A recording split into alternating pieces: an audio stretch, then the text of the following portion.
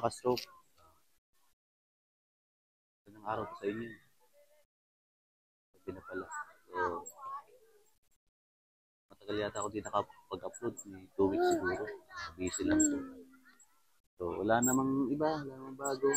Tuloy-tuloy lang ang buhay sa ating mga stroke survivor. At siya nga po pala. Kasi may isa akong kaibigan. Barkada ko nung high school. Hindi ko lang banggitin ko sino siya. Tatanong siya sa akin kung sabi daw sa kanya nung hindi ko alam kung parang sa physical therapist na na doktor yata, parang pinapabili sila ng parang brace sa tuhod, mula yata hanggang hita hanggang binti. Sabi niya ano daw sa tingin ko. Sabi ko sa kanya kasi pinapagamit daw sa father niya, kasi po yung father niya ay na-stroke din, ischemic po ang stroke ng father niya. So, para daw hindi daw tumutupi ang tuhod pagka lalakad kasi nga medyo weak pa yung affected leg. So, ang sabi ko po sa kanya, kung ano yung in-advise ng doktor, yun yung sundin nyo. Pero, so, yun ang sinabi ko sa kanya, pero binigay ko rin yung yung opinion ko. Sabi ko sa kanya, sa akin kasi, dahil nga hindi naman ako gumamit po ng mga ganyan, ng mga brace o ano pa man tawag dyan na ginagamit sa paa. Sabi ko, kasi kung ang goal ay lumakas, paano lalakas yung tuhod kung naka-brace? Pinapractice nga po natin siya. Hindi siya gagalaw, naka-stack lang siya. Ang mangyari po niyan, habang lumilipas ang araw na ginagamit yun na gano'n, so ang lakad mo, imbis na, di ba pinapractice nga na mabend ang tuhod. Kasi pag lalakad po tayo, kahit mahina tayong tignan yung paa natin, gumagalaw po yan. Unti-unti nasasanay yan, nasanay. Kung matagal kang gagamit ng leg brace o knee brace, baka mahirapang mapalakas ang tuhod. Mag-stuck ng gano'n, tumigas yung tuhod. Nahirapan lalo si tatay niya.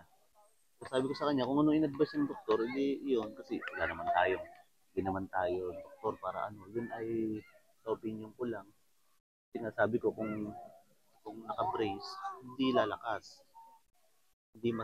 Imbis na masana yung paa na tupi-tupi habang naglalakad, okay lang na yung siyempre, bumibigay-bigay na parang gumaganong-ganon yung tuhod pa naglalakad. Normal kasi nga mahina pa eh. Pero habang lumilipas ang araw na paulit-ulit natin ginagawa yung paglalakad, kahit mahina yung affected natin, unti-unti yan titibay at lalakas po eh. So, yun lamang po, na-share ko lang sa inyo. Kasi, po, sayang naman yung gagastos ka ng gano'n. Hindi natin alam kung talaga bang makakatulong. Pero kung ang nagets ko lang naman na doon kasi nga po, medyo senior na si tatay niya.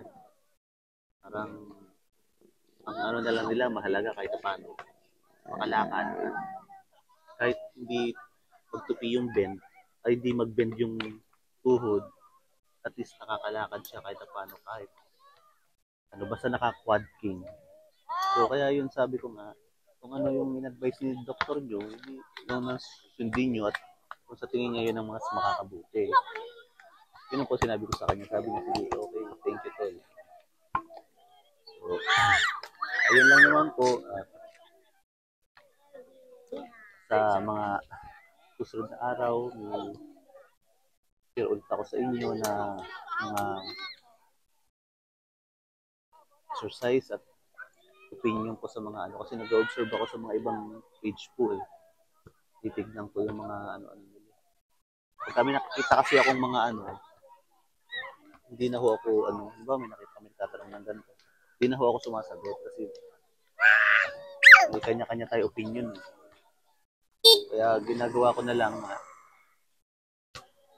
sa YouTube ko na lang ina-upload para sa inyo, lalo sa mga viewers ko na loyal viewers ko na nanonood sa akin na naniniwala sa mga opinion ko.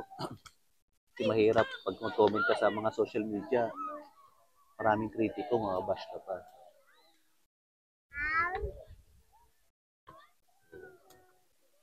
So, yun po, hanggang sa susunod po yung video. Kayo po ipagpalain ng Panginoon. Huwag kayo titigil sa pag-exercise. Maraming salamat po sa inyo ulit sa walang sawang yung suporta.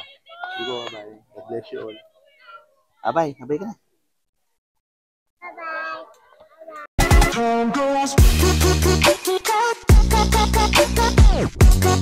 Bye-bye.